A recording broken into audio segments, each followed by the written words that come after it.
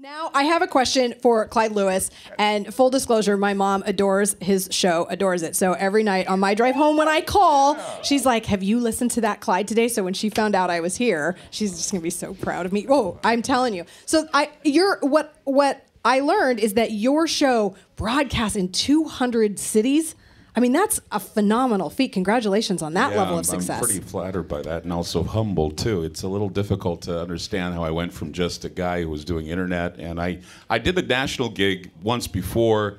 And believe it or not, my first station when I was national was KXL.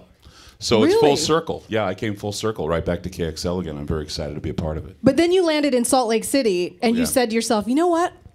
I know what I'm going to do. I'm going to take the stalk Rebecca paranormal. Marshall, because that's what I did. That's where we met, actually, in Salt Lake City. I've known Rebecca That's for a right. long time, yes, of course. And what gave you the idea to blend the sort of topics that you do? Because it's part politics, part paranormal, part news commentary, all sort of rolled into one.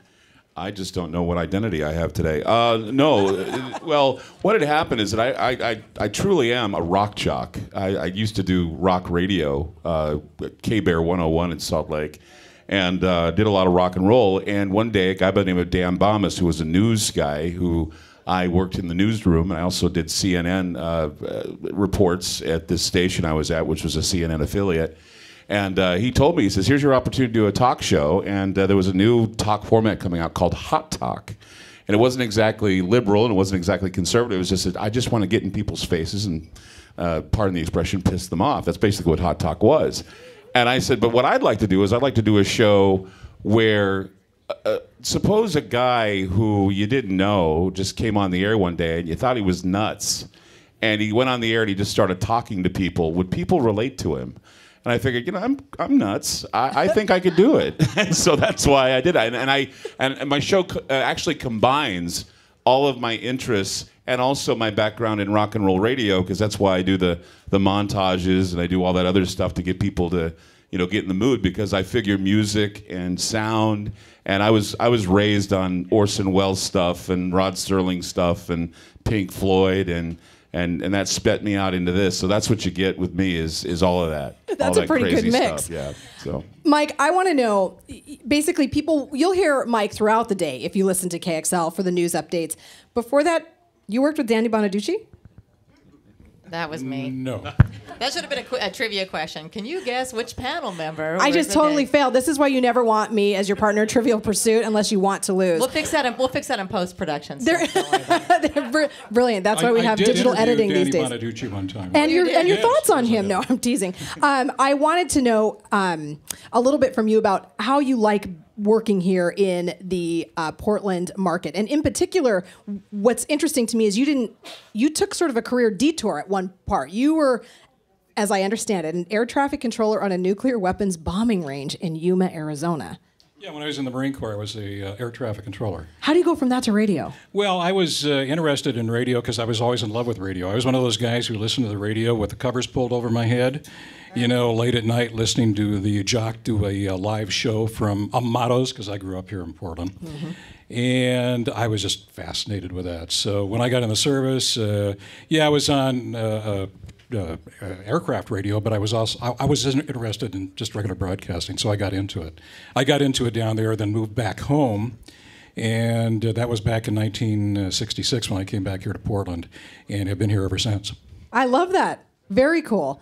Now, tell me about Danny Bonaducci. Well, how much time do we have? Well, I remember asking Dan, I said, what are you going to ask me? Because I wanted to know, what are you guys going to ask? I just want to know. And he says, well, we might ask you what the difference is between working with Steve and Danny Bonaducci. Because Bonaducci has a reputation. Well, I worked with him for 2 years in Detroit, actually. And I was trying to think about how to explain that. And as I drove by the waterfront today, I said, I'll make a amusement park ride analogy, okay? This ought to be good. So Danny is that reverse bungee thing that shoots you in the air, and you're like, wow, and then you're like, oh, and then you're like, wow, and you're, oh.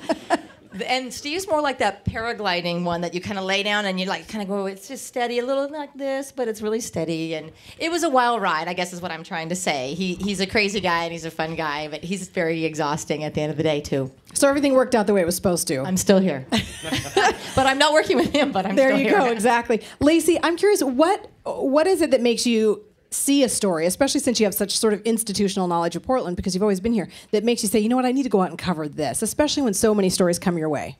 Well, as a person who, grew up here and lives here, I'm always looking and finding new things that weren't there before, or why is that there, or why is this happening, and what my friends are talking about, what my friends are asking me.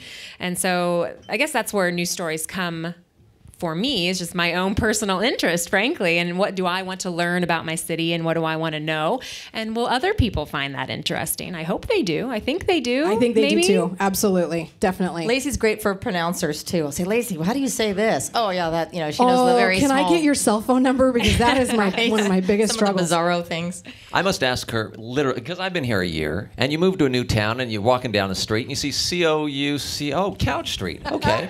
Well, and you get a Cooch. Well, who would think of saying Cooch with cat? So there's all these, every day I'm asking her, so am I pronouncing this okay? Is this correct? I kept saying aloha when I kept going, aloha. And they're like, it's not ha.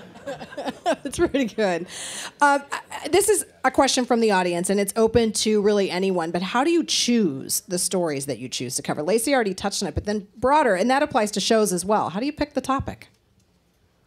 Well, basically, what we meet every day at 11 o'clock when the afternoon crew comes in and the morning crew comes in, and we all just bring our ideas to the table. And Lars pops in, and because Lars gets some fantastic tips that we try to vet out as well. And thank you for that. You always, say, well, you're welcome when you walk out, but I'm thanking you now publicly in front of everybody, because it is a collaborative. It really is. We all, and we fight and scrap. We can't cover it all, and we decide, is that really something that we want to, cover deep, or just do a few lines on and things like that. But certainly there's, newspapers all over the country that we look into, and tips from people. And the best stories often come from folks like you, and we would encourage you to let us know if there's something going on that needs to have a light shined upon it. You can reach us through email or whatever, and I promise you we'll check it out. Nothing's too trivial, but we'd rather hear from you than find out 2 months later that something happened. It's very true. It's very true, because that's how it all starts. In your neighborhoods, what do you see that's unusual, or what did you hear? And we'll vet it out if it's a real deal or not.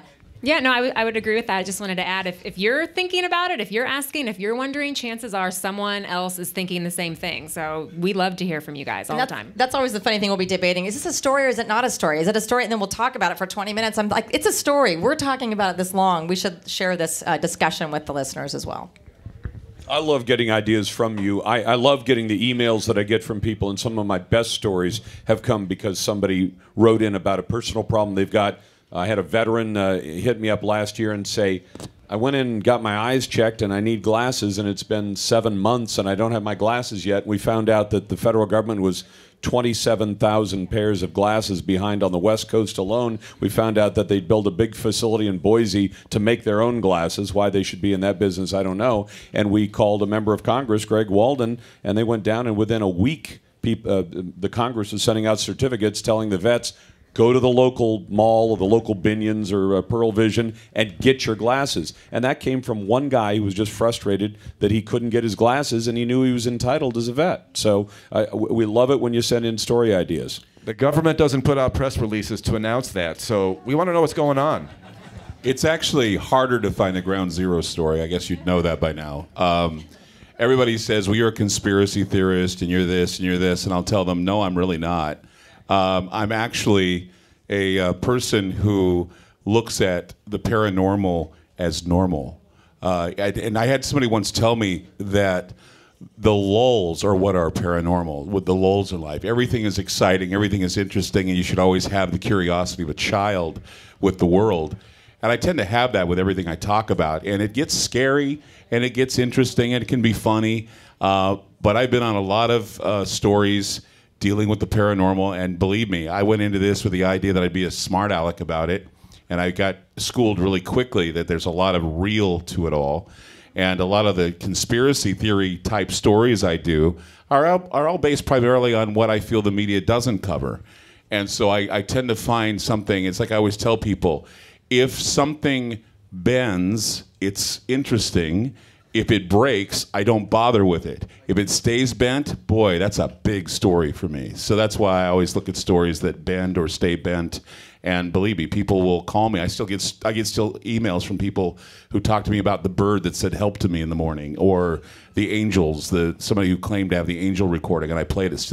People still send me letters about the angels. Why and how do it these touched things their happen life. to other people and never to me or you? Oh, well, I was half asleep anyway when I heard the bird screaming help to me. So, but people all said, well, I've heard that before. A bird screamed help to me the other day. So, I mean, people do have experiences that they don't necessarily like to talk about. And I've had a lot of people try to describe my show as, like questions you ask yourself when you're stoned or drunk, and I say, yeah, we all have had that, and that's where I go with a story. It's hard to find a ground zero story. It really is. People think that it's easy for me, that maybe I could go with there are other people in this genre, like maybe George Norrie or Alex Jones, but I try to be different, and I don't want to be a clone of them. And I remember the first time when I was first starting in Utah, people were comparing me to Art Bell, and I get all ticked off. I say, don't compare me to Art Bell. Now they're comparing me to Art Bell. I'm going, please compare me to Art Bell. I want his money. That's what. No. Anyway.